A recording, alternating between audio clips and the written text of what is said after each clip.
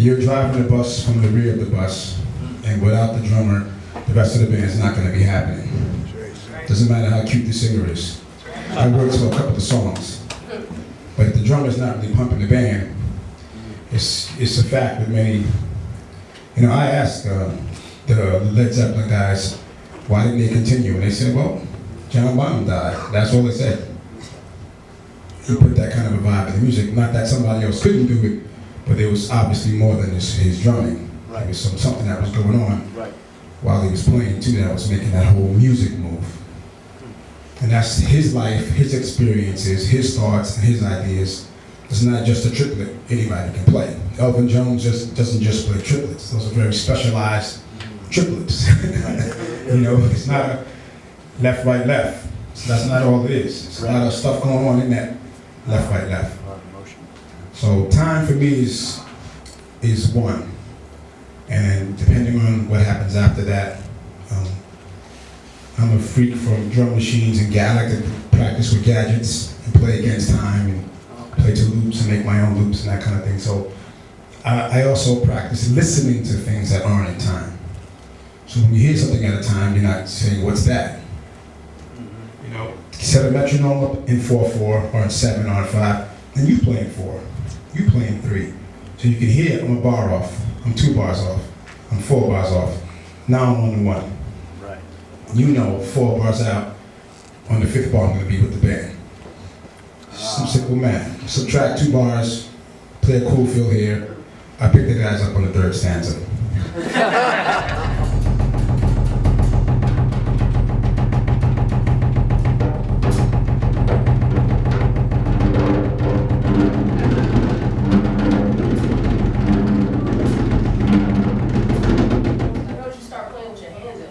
Yes. Or do you consider yourself a drummer that plays percussion? That's a very good question. He plays a great flute because, too. Yeah, I didn't bring my other toys. Next clinic, we'll hook that up. But I don't know. I changed my business card to Will Calhoun, Rhythmic Ambiance Director.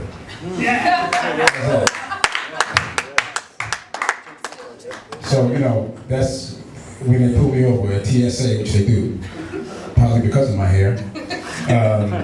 They ask me, can I see a business card? And they say, what's a Rhythmic Ambiance Director?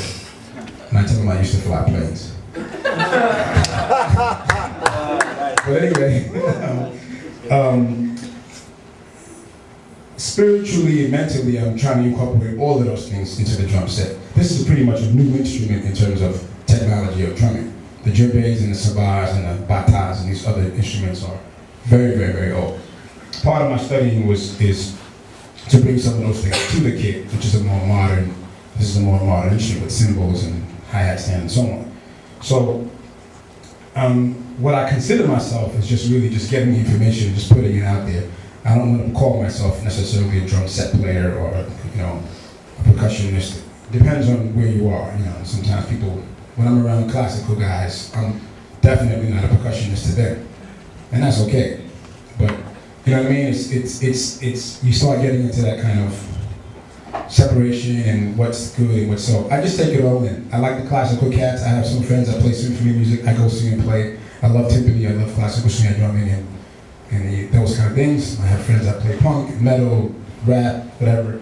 It's all to me sound and rhythm. Some nights I go to clubs and just sit next to the DJ and watch what tempos he's playing to what the crowd reacts to.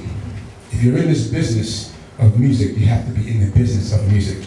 You can't just learn claves and 6/8 and patterns and think you're going to survive in the industry today. So I noticed at a particular time, all of the hit songs, all of the songs when the dance floor would crowd up were between the tempos of 88 and 96. Probably because of Dre out in West Coast slowed everything down. I'm from the Bronx, so we invented hip hop and we definitely weren't at 88, but anyway.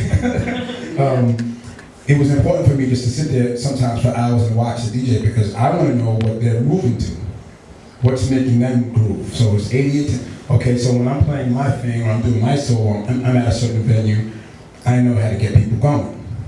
You know what the flavor is of the month, kind of. So you have to learn the antiques, indigenous things, in my opinion. You have to learn the academics of the instrument, and you also have to learn what's happening now, what's present with the instrument. And it's the same with your career. You can't say I'm a bass player or I'm an engineer, but I'm just going to use 2-inch tape. You're going to have limited jobs. You got to learn Pro Tools, like it or not, or you got to pay somebody to do it for you. But that's what's happening now. So I'm also going both directions. I'm going back and studying and studying and studying and studying still, but I'm also up on some of the music. Most of it now is cheesy, honestly. But there's some of those cheesy tunes have interesting loops to them. Now I can remember, maybe showing my age, my first time doing a session in London with drum and bass producers in the 90s, they didn't even know how to mic the kid. They programmed for so many years.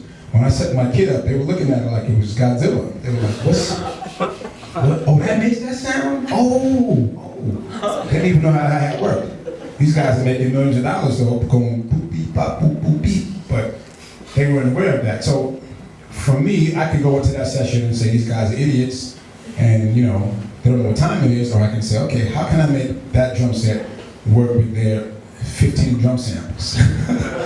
And make it blend. Maybe this song you don't play the kick drum. This song you don't use the hi-hat. So my message is you have to think globally with the instrument.